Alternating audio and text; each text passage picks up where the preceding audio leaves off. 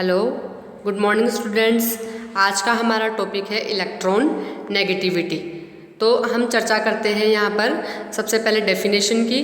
तो पॉलिंग ने 1931 में इलेक्ट्रॉन नेगेटिविटी या विद्युत ऋणात्मकता की क्या परिभाषा दी कि किसी भी परमाणु द्वारा यौगिक में बंधी इलेक्ट्रॉनों को अपनी ओर आकर्षित करने की टेंडेंसी को ही हम उस तत्व की विद्युत ऋणात्मकता कहते हैं। ठीक है, तो एक सहसंयोजक बंध में इलेक्ट्रॉनों के साझे का एक युग्म होता है जिसका आवेश घनत्व जो है हम जानते हैं कि दोनों नाभिकों के घेरे में एक समान होना चाहिए। ठीक है, क्योंकि जो इलेक्ट्रॉन के साझे से जो बंध बनता है उसमें एक एक इलेक्ट्रॉन जो है वो दोनों तत्वों का होता है। ठीक है, लेकिन वास्तव में दो समान परमाणुओं के मध्य के सहसंयोजक बंध के अतिरिक्त ऐसा नहीं होता है।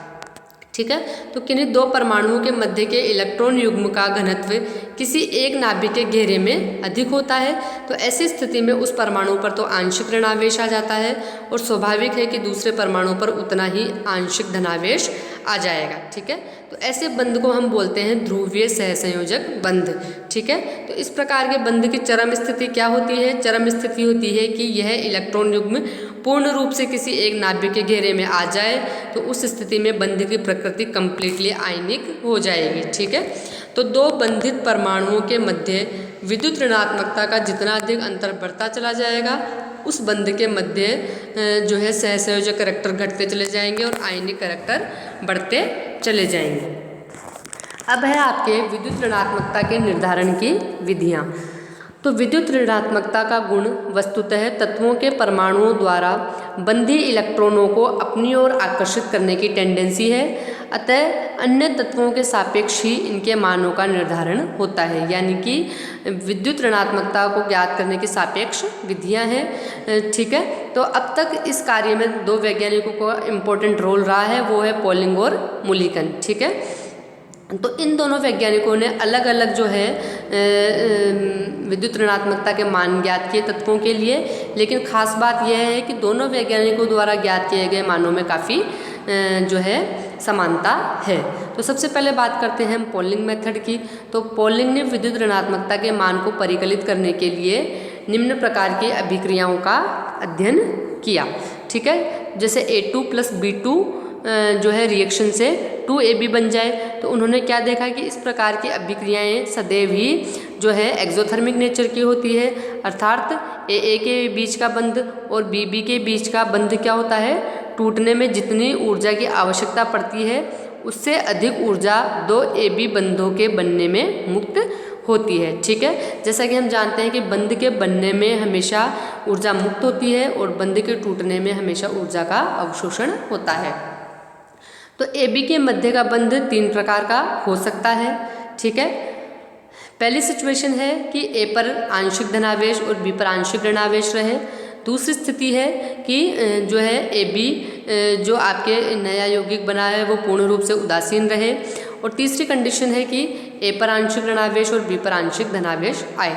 ठीक है, तो जो स्ट्रक्चर सेकंड है उसमें AB के बीच में बना हुआ जो बंध है वो 100% कोवेलेंट बॉन्ड है, जबकि स्ट्रक्चर फर्स्ट एंड थर्ड में AB बंध की प्रकृति क्या है, आंशिक रूप से आयोनिक है। ठीक है, तो इस आंशिक आयोनिक प्रकृति के कारण इनका AB का जो बंध है वो 100% सहसंयोजक बंध से अधिक मजबूत होता है, क्योंकि हम जानते हैं कि आयनिक बंध जो है वो सहसंयोजक बंध की तुलना में ज़्यादा मजबूत होते हैं, क्योंकि आयनिक बंध जो है विपरीत आवेशित आयनों के बीच में strong electrostatic force of attraction होता है। ठीक है, तो इन दोनों की ऊर्जा का अंतर क्या कहलाता है, डेल्टा कहलाता है। यानी हम बोले कि डेल्टा इक्वल टू क्या है, वास्तविक बंध ऊर्जा माइनस 100% सहसंयोजक बंध के लिए ऊर्जा। ठीक है, तो वास्तविक बंध ऊर्जा के मानों को प्रयोगों के द्वारा ज्ञात किया जा सकता है, जबकि 100% सहसंयोजक बंध की ऊर्जा का परिकलन करने के लिए पॉलिंग ने AA और BB अणुओं की बंध ऊर्जाओं का गुणोत्तर माध्य यानी कि ज्योमेट्रिकल मीन लेने की सलाह दी। यानी कि पॉलिंग ने क्या बताया कि E 100% सहसंयोजक for AB bond equal to √EA गुणा EBB। तो डेल्टा बराबर वास्तविक बंध ऊर्जा माइनस √EAA गुणा EBB। ठीक है।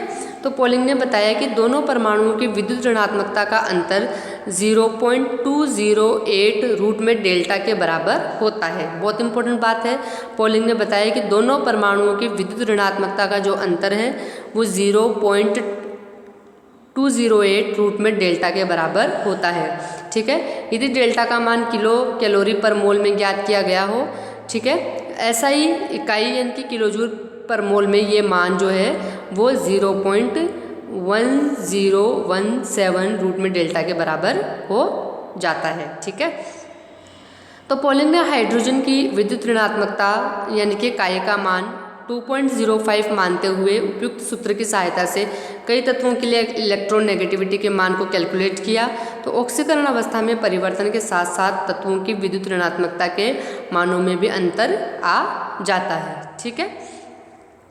अब है आपके मुलिकन मेथड।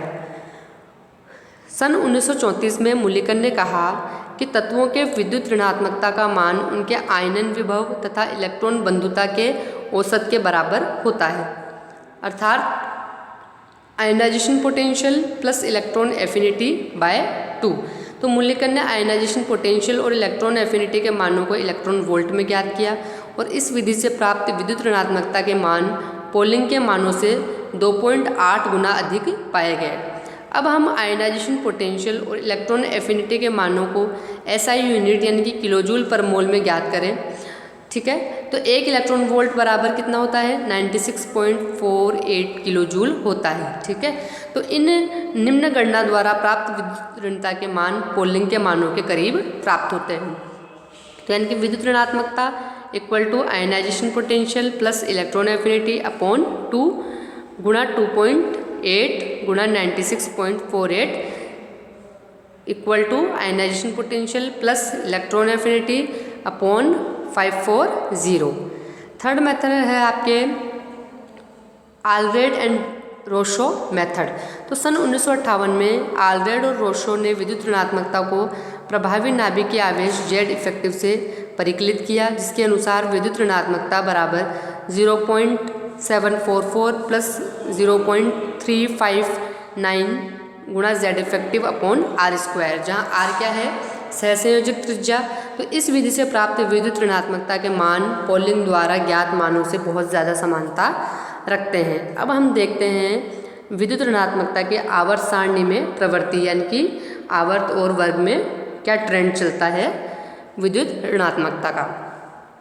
तो एक आवर्त में विद्युत ऋणात्मकता का मान सामान्यतया बढ़ता जाता है, अतः किसी आवर्त में हैलोजन की विद्युत ऋणात्मकता का मान क्या होता है?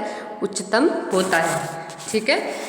और एक आवर्त में विद्युत ऋणात्मकता का मान क्यों बढ़ता चला जाता है? कारण वही है क्योंकि आवर्त में बाएं से दाएं जाने पर नाभिकीय आवेश का मान बढ़ता चला जाता है। इसी कारण आवर्त में हैलोजेंस की इलेक्ट्रॉन नेगेटिविटी का मान हाईएस्ट होता है। तो एक वर्ग में सामान्यतया विद्युत ऋणात्मकता के मान क्या होते हैं? घटते चले जाते हैं। इसलिए आवर्त में फ्लोरीन की विद्युत ऋणात्मकता का मान जो है सबसे ज़्यादा है, या हम बोलें कि आवर्त सारणी में ही फ्लोरीन की विद्युत ऋणात्मकता का मान सबसे ज़्यादा होता है। ठीक है। अब है उत्कृष्ट गैसों में स्थायी इलेक्ट्रॉनिक विन्यास 1s2 जो कि हीलियम का होता है, या फिर ns2np6 विन्यास होने के कारण इनमें इलेक्ट्रॉनों को आकर्षित करने की टेंडेंसी बिल्कुल नहीं होती है। इसलिए विद्युत ऋणात्मकता के मान क्या होते हैं? इनके 0 होते हैं। नेक्स्ट है आपके कि प्रथम संक्रमण श्रेणी के मानों में अधिक परिवर्तन नहीं होता है, जबकि दूसरे और तीसरे संक्रमण श्रेणी में विद्युत ऋणात्मकता का जो परिवर्तन होता है वो अनियमित होता है। अब हम चर्चा करते हैं कि विद्युत ऋणात्मकता को प्रभावित करने वाले कारक कौन कौन से हैं। तो पहला है oxidation state of the element. तो किसी तत्व का परमाणु जितनी उच्च ऑक्सीकरण अवस्था में होगा, हम जानते हैं कि उस पर उतना ही ज़्यादा धनावेश होगा, और उच्च धनावेश होने के कारण उसकी इलेक्ट्रॉन को आकर्षित करने की कैपेसिटी भी बहुत ज़्यादा होगी, या हम कह सकते हैं कि उसके लिए इलेक्ट्रॉन नेगेटिविटी का मान बहुत ज़्यादा हो जाएगा। अतः हम कह सकते हैं कि उच्च ऑक्सीकरण अवस्था में तत्वों के विद्युत ऋणात्मकता के मान भी ज़्यादा हो सकते हैं। ठीक है। अब नेक्स्ट है आपके परमाणुवीय आकार। तो परमाणुवीय आकार के बढ़ने के साथ साथ बाह्यतम इलेक्ट्रॉनों के प्रति नाभिकीय आकर्षण क्या होता है, घटता चला जाता है। इसके कारण भी विद्युत ऋणात्मकता के मान घटते चले जाते हैं। ठीक है, यानी कि जैसे जैसे परमाणुीय आकार बढ़ता चला जाएगा वैसे वैसे जो है बाह्यतम इलेक्ट्रॉन के प्रति नाभिक का आकर्षण बल घटता चला जाएगा, यानी कि इलेक्ट्रॉन नेगेटिविटी के मान भी कम होते चले जाते हैं। नेक्स्ट है आपके जो है संकरण का प्रकार, टाइप ऑफ हाइब्रिडाइजेशन। तो किसी परमाणु के संकरण में एस कक्षक का योगदान जितना अधिक होगा वे कक्षक नाभिक के उतना ही अधिक नज़दीक होंगे, अर्थात उन पर नाभिकीय आकर्षण बल उतना ही अधिक होगा। ठीक है, तो यानी कि किसी भी परमाणु के हाइब्रिडाइजेशन में एस ऑर्बिटल के जितना ज़्यादा कंट्रीब्यूशन होगा वो जो है कक्षक संकृत कक्षक नाभिक के उतना ही अधिक पास में होंगे।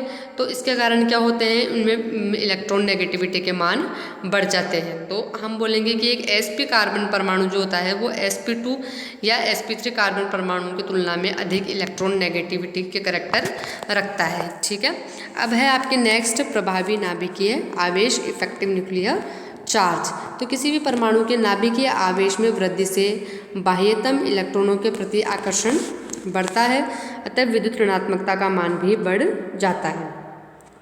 नेक्स्ट है आपके विद्युत ऋणात्मकता का रासायनिक व्यवहार पर प्रभाव, impact of electron negativity on chemical behaviour of an element. तो किन्हीं दो तत्वों के मध्य के विद्युत ऋणात्मकता के मानों में अंतर से उनके मध्य के बंध की प्रकृति का, इनकी नेचर ऑफ बॉन्ड का हम पता लगा सकते हैं।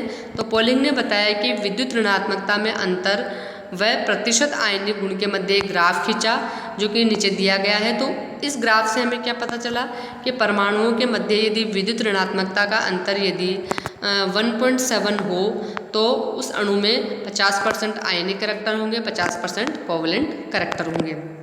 ठीक है, विद्युत ऋणात्मकता का अंतर यदि 1.7 से ज़्यादा है तो आयनिक यौगिक की भांति वो व्यवहार दर्शाएगा, जबकि यदि विद्युत ऋणात्मकता का अंतर 1.7 से कम है तो अणु सहसंयोजक यौगिक की भांति व्यवहार दर्शाएगा। ठीक है,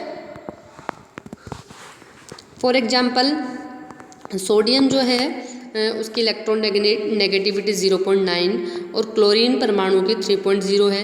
तो इलेक्ट्रॉन नेगेटिविटी में डिफरेंस कितना आया, 2.1। तो हम जानते हैं कि 2.1 का मान 1.7 से ज़्यादा है, इसलिए सोडियम क्लोराइड एक आयनिक यौगिक है। जबकि लिथियम जो है उसके लिए आपके इलेक्ट्रॉन नेगेटिविटी का मान 1.0 और आयोडीन परमाणु के लिए 2.1 है। तो इलेक्ट्रॉन नेगेटिविटी में डिफरेंस आया 1.1 जो कि 1.7 से कम है, इसलिए लिथियम आयोडाइड जो है एक सहसंयोजी यौगिक है।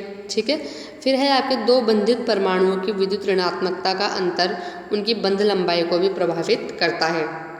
तो जिन परमाणुओं के मध्य विद्युत ऋणात्मकता का अंतर ज़्यादा होता है उनकी बंध दूरी जो है वो दोनों परमाणुओं की सहसंयोजक त्रिज्याओं के योग से कम होती है।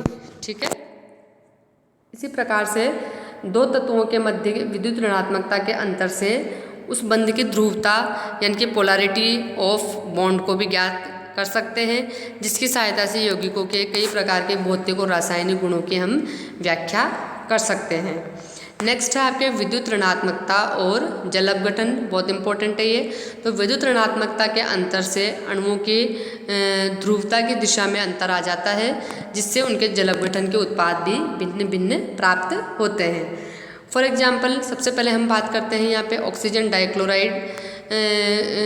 तो ऑक्सीजन डाइक्लोराइड यानी कि OCl2 का जब हाइड्रोलाइसिस करवाया जाएगा तो आपको प्रोडक्ट क्या मिलेगा, हाइपोक्लोरस अम्ल। ठीक है, यहाँ हम जानते हैं कि ऑक्सीजन की इलेक्ट्रॉन नेगेटिविटी क्या होती है, ज़्यादा होती है। तो ऑक्सीजन पर क्या आएगा, नेगेटिव चार्ज आएगा, और क्लोरीन पे क्या आएगा, आंशिक रूप से धनावेश, पार्शियल पॉजिटिव चार्ज आएगा। और हम जानते हैं कि जल का इलेक्ट्रोलाइसिस जब करवाया जाता है तो OH माइनस होता है और H जो होता है प्लस होता है, यानी कि H पे तो आंशिक धनावेश रहेगा और OH पे आंशिक धनावेश रहेगा। अब हम जानते हैं जब इलेक्ट्रोलाइसिस होगा तो अपोजिट चार्ज जुड़ जाएंगे, यानी कि प्लस से माइनस और माइनस से प्लस जुड़ जाएंगे। ठीक है, तो यानी कि Cl जिस पे आंशिक धनावेश है उससे OH जिस पे आंशिक ऋणावेश है वो जुड़ जाएगा, तो आपके ClOH मिलेगा। इसी प्रकार से आपके ClO- जिस पर आंशिक धनावेश आंशिक ऋणावेश है उससे H+ जुड़ जाएगा, तो यहाँ पर हाइपोक्लोरस अम्ल मिलेगा। दूसरा जो है आपके BCl3 का जब हाइड्रोलाइसिस करवाया जाएगा तो हम जानते हैं कि बोरोन एक धातु है जिस पर आंशिक धनावेश रहेगा, जबकि जो है यहाँ पर Cl जो कि ज़्यादा विद्युत ऋणी है तो उस पर आंशिक ऋणावेश रहेगा। तो यहाँ पर जो है ऋणावेश जिन पर है, यानी कि हम बोले Cl जिन पर आंशिक रूप से ऋणावेश है उनसे H जिन पर आंशिक रूप से धनावेश है वो जाके जुड़ जाएंगे, तो हाइड्रोक्लोरिक अम्ल और यहाँ पे बोरिक एसिड मिलता है। ठीक है, यानी कि अभिक्रिया A में Cl का प्रतिस्थापन हाइड्रोजन के द्वारा हो रहा है, जबकि अभिक्रिया B में Cl का प्रतिस्थापन जो है वो OH के द्वारा हो रहा है। ठीक है, अब है नेक्स्ट आपके विद्युत ऋणात्मकता और अणुसूत्र। तो किसी द्विअंगी यौगिक का अणुसूत्र लिखते समय पहले उस तत्व का प्रतीक लिखा जाता है जो कि कम विद्युत ऋणी होता है। अतः क्लोरीन और फ्लोरीन से बने यौगिकों का जो अणुसूत्र होता है वो क्या होता है, ClF होता है, क्योंकि पहले जो है हम कम विद्युत ऋणी तत्व को और उसके बाद में अधिक विद्युत ऋणी तत्व को लिखते हैं। इसी प्रकार से क्लोरीन और आयोडीन के द्विअंगी यौगिक को सूत्र हम लिखते हैं ICl। इसी प्रकार फ्लोरीन और ऑक्सीजन के यौगिक को हम ऑक्सीजन फ्लोराइड कहेंगे। ठीक है, तो इसका सूत्र हम लिखेंगे OF2, जबकि क्लोरीन और ऑक्सीजन के यौगिक को क्लोरीन ऑक्साइड कहेंगे और इसका सूत्र क्या हो जाएगा Cl2O। यानी कि यहाँ अमोनिया जैसे कुछ अणु अपवाद है, क्योंकि इनका जो अणुसूत्र लिखा गया है वो पहले जो चलन था उसी को मान लिया गया है, लेकिन ये अपवाद है। ठीक है, होता क्या है, होता यह है, रूल यह है, कंसेप्ट यह है कि जिस एलिमेंट की इलेक्ट्रॉन नेगेटिविटी का मान कम है उसको पहले लिखना है अणुसूत्र लिखते समय, और जिसकी इलेक्ट्रॉन नेगेटिविटी का मान ज़्यादा है उसको बाद में लिखना है। ठीक है, तो लेकिन यहाँ पे अमोनिया क्या है, अपवाद। अब फिर नेक्स्ट है आपके विद्युत ऋणात्मकता और बॉन्ड एंगल। तो अणुओं के बंध कोण भी विद्युत ऋणात्मकता से बहुत ज़्यादा अफेक्ट होते हैं। ठीक है, तो हम देखते हैं कि अमोनिया की तुलना में NF3 का जो बंध कोण है वो कम है और H2O की तुलना में OF2 का बंध कोण कम है। तो इसका कारण क्या है, नाइट्रोजन जो है और ऑक्सीजन की तुलना में हाइड्रोजन के विद्युत ऋणात्मकता तो क्या है, कम, किंतु फ्लोरीन की विद्युत ऋणात्मकता जो है वो नाइट्रोजन और ऑक्सीजन दोनों से क्या है, ज़्यादा है। इसलिए NF3 और OF2 में जो है बंधी इलेक्ट्रॉन जो है वो फ्लोरीन की तरफ आकर्षित होंगे, जिसके कारण क्या होगा, बॉन्ड पेयर जो रिपल्शन है वो कम हो जाएगा, और जो है लोन पेयर बॉन्ड पेयर और लोन पेयर प्रतिकर्षण बल ज़्यादा प्रभावी हो जाएंगे। ठीक है, जिससे क्या होगा, FNF और FOF बंध कोण का मान घट जाएगा। ठीक है, F2O का जो बंध कोण है वो Cl2O की तुलना में भी कम होता है। ये क्वेश्चन है आपके यहाँ पे, तो इसका कारण क्या है कि विद्युत ऋणात्मकता जो कि फ्लोरीन की तो ऑक्सीजन से क्या होती है, ज़्यादा होती है, लेकिन क्लोरीन की ऑक्सीजन से क्या होती है, विद्युत ऋणात्मकता कम होती है। तो इसके कारण क्या होगा कि F2O में तो बंधी इलेक्ट्रॉन जो है वो फ्लोरीन की तरफ आकर्षित रहेंगे, जिससे उसमें क्या है, बॉन्ड पेयर जो रिपल्शन है वो कम हो जाएगा, और लोन पेयर बॉन्ड पेयर प्रतिकर्षण जो है वो अधिक हो जाएगा, और बंध कोण जो है वो आपके घटकर 101.5 डिग्री रह जाता है। ठीक है, इसके विपरीत जो है Cl2O में क्या होता है कि ClO के बंधी युग्म ऑक्सीजन के इतना अधिक निकट हो जाते हैं कि बॉन्ड पेयर प्रतिकर्षण बल ज़्यादा प्रभावी हो जाता है और बॉन्ड एंगल बढ़कर 110 डिग्री हो जाता है। ठीक है, तो विद्युत ऋणात्मकता के कारण जो है बंध कोण में परिवर्तन का होना फॉस्फोरस के हैलाइड्स में भी स्पष्ट रूप से देखा जा सकता है। ठीक है, और ये हम देख रहे हैं कि फास्फोरस और हैलोजन की इलेक्ट्रॉन नेगेटिविटी में डिफरेंस के कारण है।